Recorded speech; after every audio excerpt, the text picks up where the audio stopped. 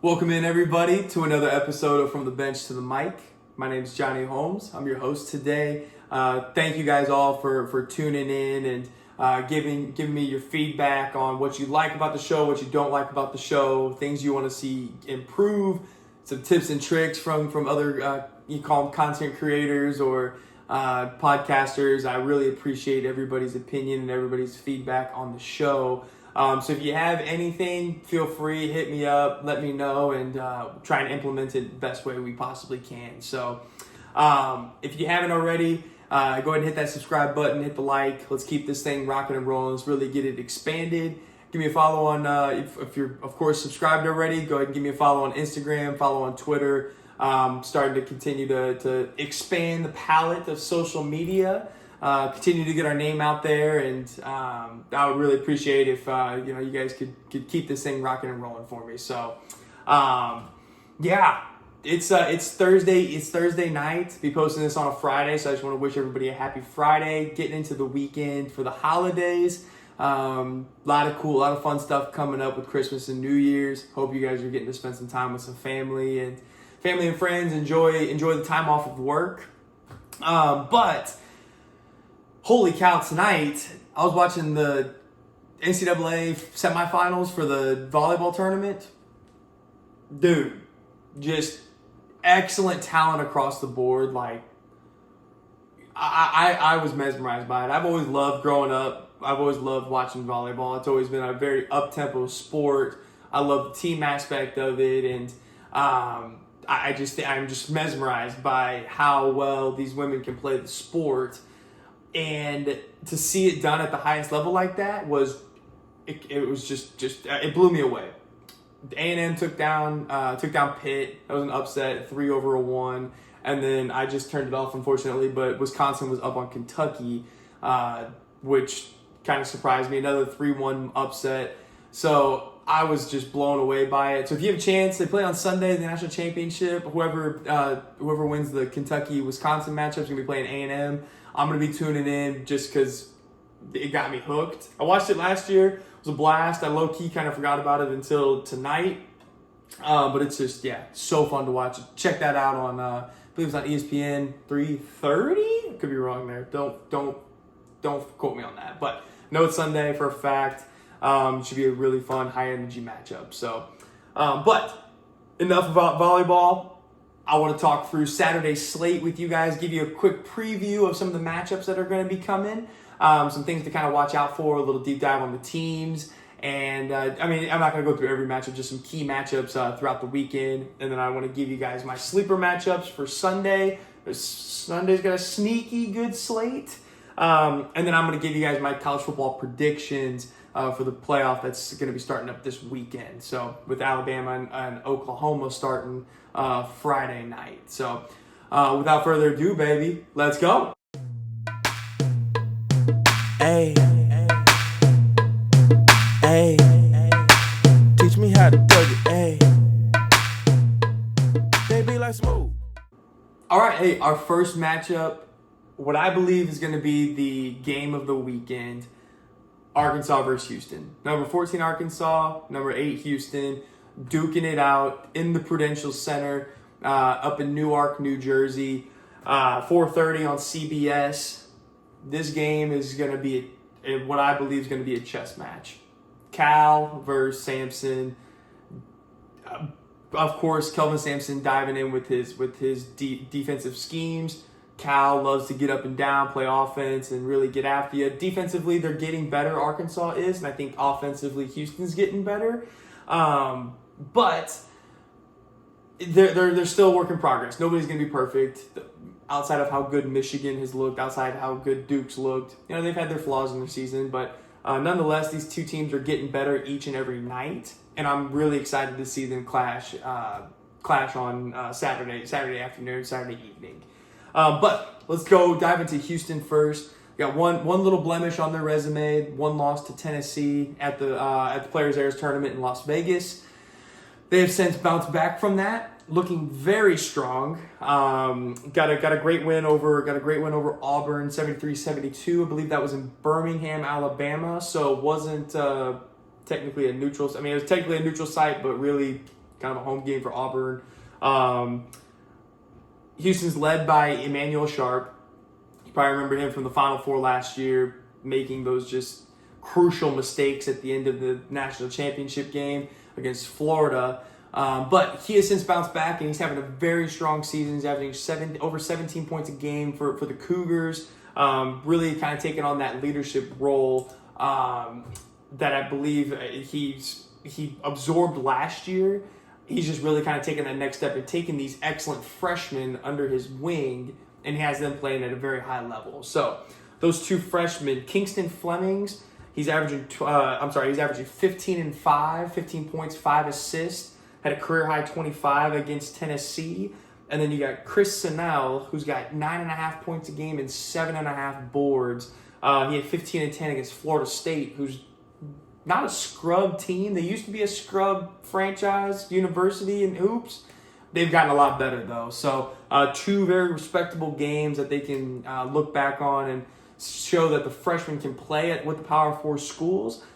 How are they going to perform against Arkansas? That's obviously yet to be determined.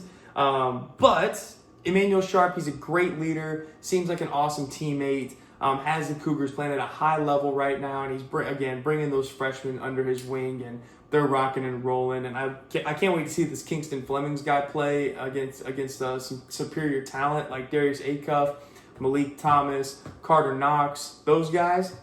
Be cool to compare the two freshmen, Acuff and Flemings, when they go at it. So going to be a fun matchup on Saturday. Defensively, Houston is 3rd in the country in points per game allowed. They're only averaging giving up 58 points per game. I believe Northern Iowa and Louisiana Tech are right below them. So out of the Power 4 schools, Houston technically has the best defense, and I don't know what it looks like on KenPom. I don't fully understand KenPom just yet, but going off of ESPN, just points per game, Houston's number 1. So how is Arkansas going to combat that? Arkansas, they average close to 90 points a game. They love to get up and down, love to get in transition. Darius Acuff is the real deal. If you haven't, go check out my future videos or my previous videos, or go just open up x.com or Twitter, and I'm sure Darius Acuff will pop up on your feed. He's the real deal. Great, talented freshman, the next great guard for Cal. As we know, his pipeline of great point guards and guards in general. So I'm really curious to see how Darius Acuff handles Houston's pressure. I'm sure Emmanuel Sharp is going to start on him and really try to dog him the entire game or entire first half. But I'm sure they'll have Kingston Fleming switch off of him, and Tugler, I'm sure he'll get a chance at him. Whenever they get to a switch point. So I think that's going to be a really key aspect to the game. Acuff does not turn the ball over very much. He averages over 6 assists a game. I believe he's under 2 turnovers as well. So he's got a very good assist to turnover ratio. But he hasn't played a defense like Houston's just yet. Michigan State's was really solid. I think Duke's was really solid. But Houston's kind of that next level, and they are the kings of defense. The cookie cutter the model, whatever you want to call it. That's who you want to be, is Houston's defense, and how they just suffocate you. They make you uncomfortable 40 out of the 40 minutes. I mean, just really, really get after you. So Darius Acuff going up against that. Really excited to see. Arkansas's got a pretty strong resume right now. They beat Texas Tech, of course, last Saturday. They beat Louisville at home. Beat the brakes off of Queens on Tuesday night? Yes. No, Wednesday night. Tuesday night. No, Wednesday. Tuesday night it was. Sticking to it. Trevor Brazile has been on a complete tear. He's averaging 25 points a game in his last 2. I know it's only 2 games. He had 4 against Fresno, but then he had 20 plus against, I think he had 21, I believe, against Louisville. But hopefully he can keep that rolling, because that's going to be something Arkansas is really going to need, is him going to be able to space the defense out so Houston doesn't have to pack it in and stop Acuff from getting into the paint and making plays for his teammates, because that's where Acuff really makes his money, is getting downhill, getting to that 15 to 18 foot range for a pull-up J, getting all the way to the rim, dishing it off, finishing at the rack, getting to the free throw line. That's his game.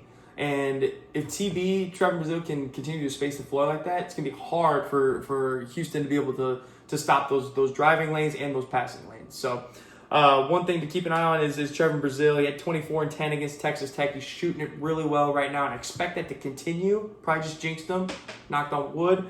But both teams, one thing that was super interesting, both teams really do take care of the ball. Now, we'll see what Arkansas does against Houston's defense. Houston obviously doesn't guard itself. So both teams are averaging under 10 turnovers a game, which is really, really interesting. So I expect a clean game at everybody. DJ Wagner, Carter Knox, Billy Richmond, those guys taking having another year of experience under their belt. A-Cup's elite. Malik Thomas is elite. I don't expect a ton of turnovers or expect these guys to get very out of control. Neither team really, because Arkansas really doesn't. They get after on defense, but they don't impose their will like Houston does to teams. So expect a clean ball game. I think it's going to be a lot of fun. I think this is a pick 'em for me. I'm probably biased. I'm probably going to be going with the Hogs. I'm of course going to be rooting for them. But if Trevor Brazile can have the games that he's been having, Arkansas very easily can win this game, and I think they can very easily win a lot of their ball games on their schedule, going up against some of this top SEC talent. So, give me Arkansas. Let's see score. Let's go 81-76. 81-76 Hogs. Give it to me. They pick up another statement win on a neutral floor before they get to conference play.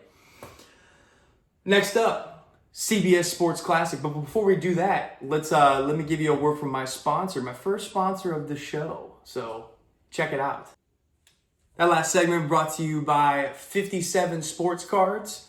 Go give him a follow on Instagram. It's my buddy Augro57 from back in the day. Still super close to this day. He's got an excellent selection of cards. NFL, MLB, a lot of NBA. I've got his link into his Whatnot shop in the description. So give that a click, get a free $15. Go check out what he's got. He does he does a lot of openings. He trades in person. He's at a lot of card shows. So if you're ever in St. Louis and get a chance to see his stand, he's a very personable guy. One of my best friends from my childhood, and can't speak highly enough of the guy. He's got a lot of great things going, and I wouldn't be wanting to bring him on here if I didn't think that he'd be doing a good job. So, go ahead and click the link in the description and give him a follow on Instagram. I'll drop his Instagram handle right here. Really would appreciate it. And on to the rest of Saturday's slate. All right, we're back. CBS Sports Classic. Now, this is something that goes on every year. Normally, it's Kentucky, UCLA, Ohio State, and Carolina. UCLA moved out. Don't know what the deal was with that. Enters St. John's. First matchup, Kentucky versus number 22 St. John's. Now, both of these teams haven't got off to the best start of the season. St. John's, of course, came in with top 5 expectations. They've since slid off. Kentucky, of course, top 25 expectations. They have, of course, slid off. Both for 2 different reasons. St. John's, let's start with them. They're 0-3 against ranked teams. Started out against Bama in the Garden, couldn't take care of business. Then they went down to Iowa State, Iowa State's really proven to be a Final Four contender. And they got a loss at Auburn, which Auburn's been very, I think, hot or cold. I don't think Auburn's as good as maybe their ranking shows them, but top 25 team that they haven't beat. They haven't beat a top 25 team yet. So this would be even though Kentucky's not ranked, I think Kentucky's starting to play better basketball. This would be a good win for St. John's before getting into Big East play. Bryce Hopkins, he was Big East Player of the Year last year at Providence. Stud, can score in bunches, averages 14 points a game for him. Zuby Ejiofor, Dylan Mitchell, Ian Jackson. They have talent everywhere. The talent is, I think, probably top 5 in the country on paper. And that's where I think that's the problem right now. Because today's day and age with the transfer portal, you are starting completely over from the team you had last year. You're bringing in all these new guys, a lot of talent, especially up in for the Johnnies. There's talent all over the place. I think Patino may be a little. I think he's still trying to figure out how to blend all this talent together and how to get it to work. I mean, all those. Bryce Hopkins is a stud. Ejiofor was there last year, incredible. Dylan Mitchell, stud, came out of Cincinnati. Ian Jackson, stud, that came out of North Carolina. That's a lot of dudes to get the ball to. Now, Bryce Hopkins, I think, is separating himself, showing, hey, I am the dude. You guys follow my lead, which I think that's how it should be. Ian Jackson and Dylan Mitchell, yes, they were key components to their team last year, but they're not that guy. Bryce Hopkins has proved he's that guy. Ejiofor, I think, is a great two-man. He reminds me of Karl Anthony Towns a little bit. Obviously, Cat shoots it better. But he's not going to be a guy that's going to lead you to a championship. He's going to be a supplemental piece. He's going to be a really, really great at being supplemental. Not going to be the primary. Loves being secondary. Anyways, St. John's, this will be a great win for them to get back on track before Big East play. I expect them to win this game, honestly, just because Kentucky's really banged up, which, speaking of Kentucky, they're also 0-4 against ranked teams. Losses to Louisville, Sparty, Carolina, and Gonzaga. Carolina and Gonzaga back-to-back. And I thought Mark Pope, I didn't think he was going to get out of Lexington or get out of Rupp before getting the can. But I love Mark Pope. I've talked about him in previous videos. I think he's going to get these guys back right when they get healthy. Jalen Lowe is on it. Looks like he's on his way back. Jaden Quaintance is on his way back as well. They're getting healthy. They're starting to play better ball. They got a good win against Indiana last week. I worry about Kentucky. I worry about playing against Kentucky late in the season because when they get healthy, Otiga Owe, I mean, he can be the SEC Player of the Year. He won it last year. He can win it back to back. Quaintance is a stud. Came from Arizona State. Jalen Lowe is a stud. They've got Jasper Johnson, who's coming alive. They've got pieces, and they can be very dangerous if they can get their way into the tournament, start playing better ball, which they are. This would be an awesome confidence boost for the Wildcats. And I think Mark Pope has the strategy, and I think he's got the willpower to get it done. But Kentucky 0-4 against ranked teams. The injuries still do concern me. I think St. John's ends up winning this in a close one. I think it's high scoring, similar to an Alabama feel. Denzel Aberdeen is going to be the X factor. I think if he has a big game, Kentucky can pull off the upset. But give me St. John's. 95-89. We'll call it the score. Might as well. 95-89. Give me St. John's over Kentucky. Then we go into the afternoon game. Ohio State versus Carolina. Now, I don't know a ton about Ohio State. I know Bruce Thornton is averaging over 21 points a game. Just incredible scorer. They've got 2 losses to Illinois and Pitt. Illinois, of course, that's a decent loss. Was at home too. Pitt's middle tier ACC maybe, but they haven't beat anybody. They none of their stats wow me outside of Bruce Thornton. Carolina has dudes. They got Caleb Wilson averaging 19.5 and 10.5 a game. Henry Visar, the transfer from Arizona, he's averaging a double-double. I think the Dixon kid, I think he's coming alive and playing well. They've won 4 in a row since they lost to Michigan State. I just don't see Carolina slipping up against Ohio State here. I think they take care of business. They're going to get really rolling, get on a heater before they go to play Duke in the middle of the ACC play. That's going to be an awesome one. But I don't see how Carolina can mess it up outside of this would be a game Hubert Davis loses. Hubert Davis has, of course, had his questions about can he get Carolina across the finish line. He had that incredible year with Caleb Love, getting to the Final Four, getting to the national championship, actually. But a lot of Roy Williams' players, Carolina's got a ton of talent. Caleb Wilson is a different dude, man. He is a freaking stud. And Ohio State, again, doesn't have much that just wows me. So it would need a heroic event from Bruce Thornton to get a W here. Give me Carolina. Give me Carolina 83, Ohio State 68. I think we're going to get about 15 points on them. So that's CBS Sports Classic. I got one more game that I want to go over with you and then go through the Sunday slate, and then we'll dive into college football playoff predictions. So, yes, we'll dive right into it. Just a second.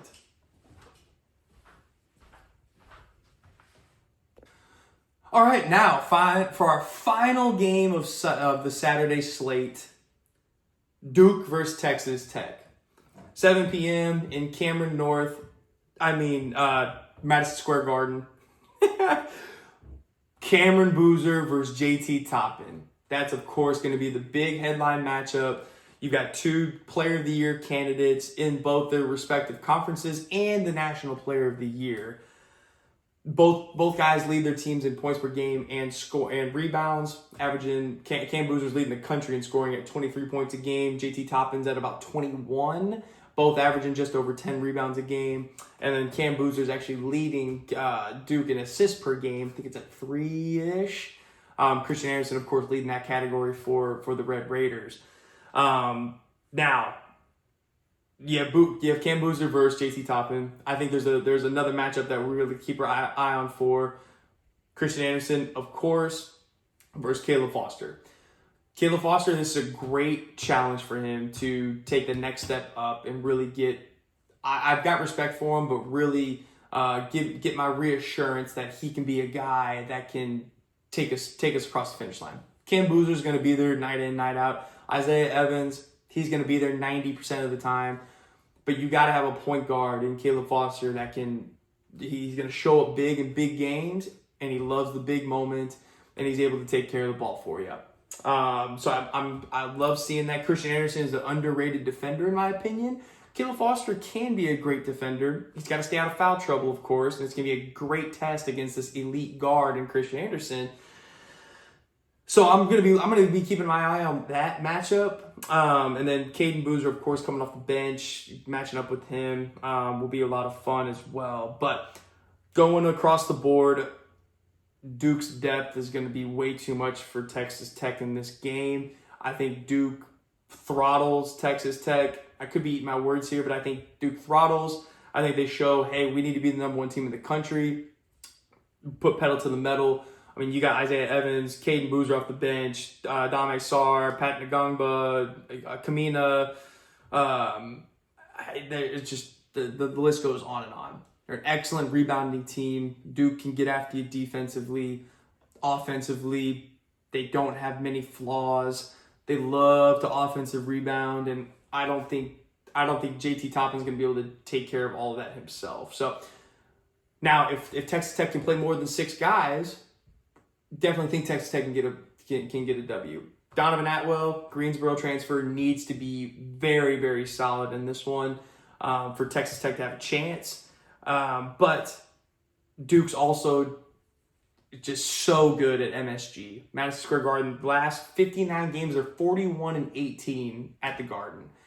They play there, it seems like every year. I think they've played there 25 of the last 27 seasons, 11 of the last 12. It's they go up there on a regular basis, and Texas Tech, I don't know what their record is in MSG. I'm sure it's not as many as Duke. So give me the Blue Devils, by double digits. Give me Duke 90, Texas Tech 80. I think Christian Anderson and JT Toppin are able to score the ball enough to keep them kind of in it, but I think Duke pulls away, gets up about 20, and then Texas Tech makes a late push in garbage time. So give me Duke big time there. Okay, that's it for Saturday. Sunday slate. I got a sneaky Sunday slate for you. So the Triple S. There's 3 games to keep an eye out for. Ole Miss versus NC State. Chris Beard taking on Will Wade. That'll be a fun one. And then you got Pitt versus Penn State. 2 kind of two bubble teams that this would be a good resume for whenever they get to the end of the year. These just feel like two teams that are going to be on the bubble, and winner of this one getting that head-to-head, similar to the Notre Dame Miami situation, end up getting into the tournament. Other one can they can head to the not invited tournament. I like to call it the NIT.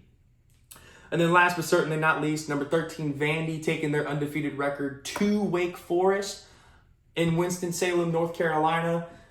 Wake Forest is a very underrated team. They've lost a few close games to some top tier talent. They lost a very close one to Michigan earlier in the season. Vandy, of course, being undefeated with a top 10 offense. That one's going to be really fun to watch. I like Wake Forest to maybe pull off an upset here.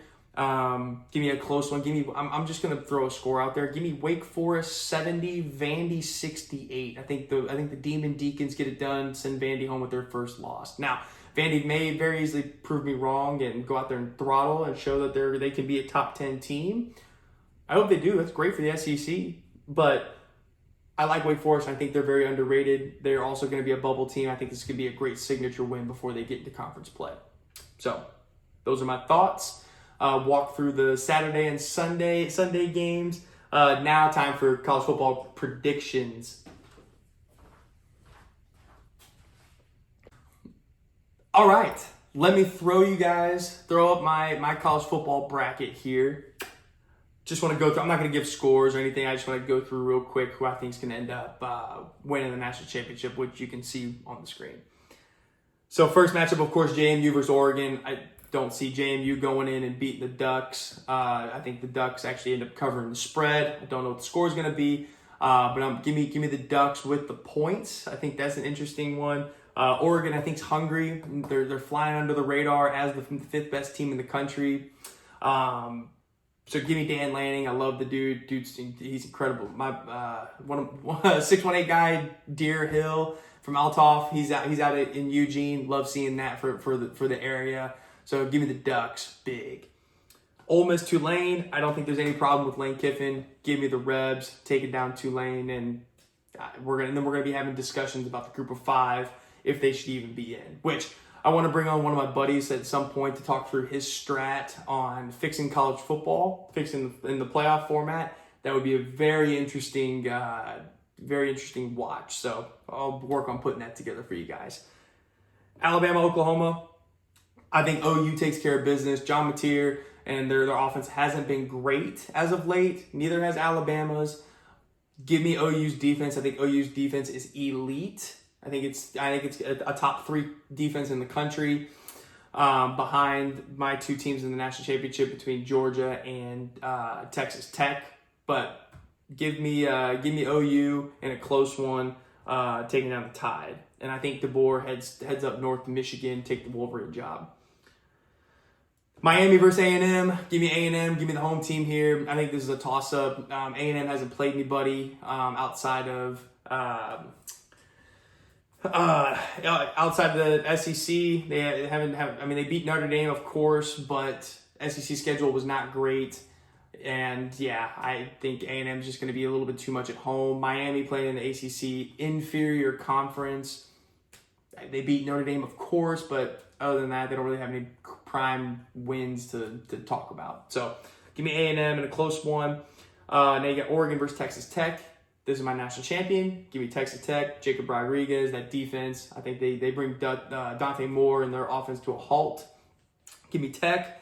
Oklahoma versus IU. Kurt Signetti, incredible. Give me Mendoza and the Heisman to move on. Ole Miss versus Georgia. I think Kirby Smart gets the best of Ole Miss here. Give me the Dogs.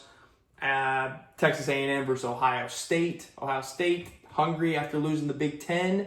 Give me Ohio State big. Final Four, Texas Tech versus IU. Love Mendoza. Love everything he's about. Love Kurt Signetti. I love Jacob Rodriguez and Texas Tech's defense even more.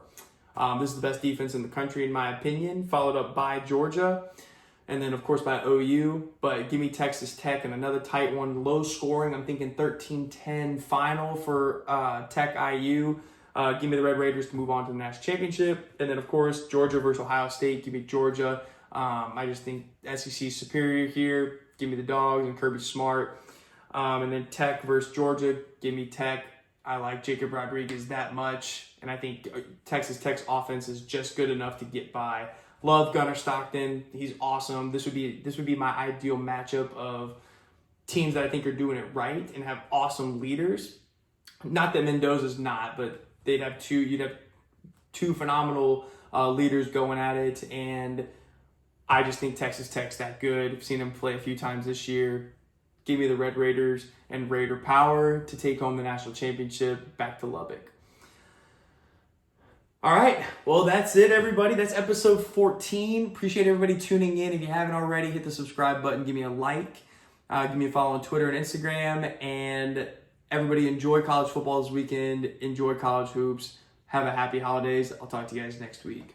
Peace.